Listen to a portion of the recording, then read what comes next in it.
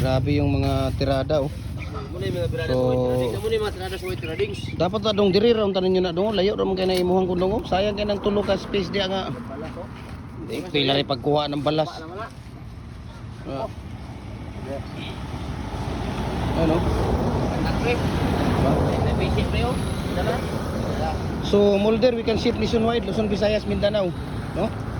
Napakabilis na production lang ng ating hinahanap. Talagang yung molder natin, pagpabilisan na production, talagang recommendable po talaga yung molder natin. 4x4 by 8 feet po siya. Adjustable na po siya, no? Pwede ka na gumawa dito ng 3 feet, 4 feet, 5 feet, 6 feet, 7 feet hanggang 8 feet. We can ship nationwide, Luzon, Visayas, Mindanao. Kitsang sulok mo kayo na mundo, kaya nga abutin ang ating cargo. Ayan, no, tingnan ninyo kung gaano kabilis. 15 to 18 minutes, pwede na natin tanggalin yung ating molder. Ayan. Ang gamit natin dito na molder ay 4x4 by 8 feet na detachable. Okay? Pwede rin siyang bunutin mo ng isahan. Pwede ding isa-isahin mo, babaklasin mo. Lifetime na gamit na po ito dahil ang gamit natin dito na steel plate ay 4mm. Ayan, napakakapal po yung gamit natin dito na steel plate.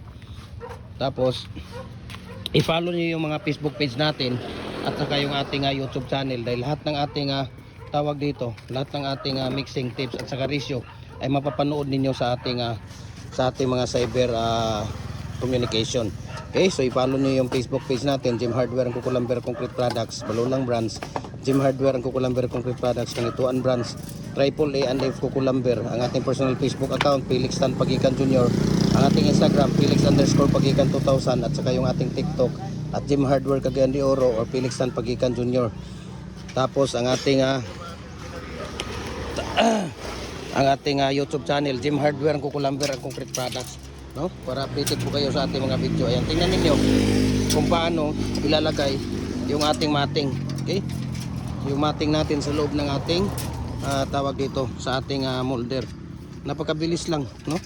Napakabilis lang po ilagay yung ating mating. Ayan, no? Makikita ninyo. Ba? Oh. Dahil 6 feet lang yung ginagawa natin, kaya naglalagay tayo dito ng pangalso. Ayan, makikita ninyo, mayroon tayong pangalso. 6 feet lang talaga yan yung ating ginagawa. Oh. Kitang-kita nyo naman kung gaano kaganda sa kulay pa lang at hugis ng ating Pins concrete post na semi-special na 4x4 by 6 feet. Talagang mapapa-inlove ka na. Mapapa-inlove ka na talaga. Diba? Lalo na dito sa molder natin. Okay? Dalawa ang design po natin. Mayroon tayong fix at mayroon tayong detachable. Okay? So maraming salamat and God bless po sa ating lahat.